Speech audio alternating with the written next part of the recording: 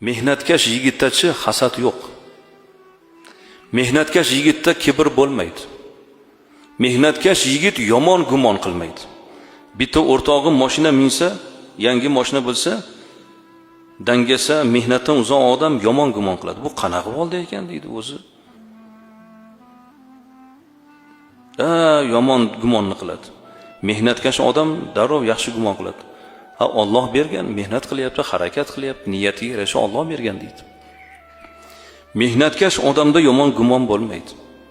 Mehnatkash odam niyati pok, rejalari pok, ta'magir bo'lmaydi. Or-nomusli bo'ladi. Niyati pok bo'ladi. Mehnatkash odam inshaalloh Allohga yaqin banda bo'ladi. Alloh suygan odam bo'ladi. Chunki innalloha yuhibbul mu'minal muhtarif. Alloh hunarli, mehnatkash mo'minni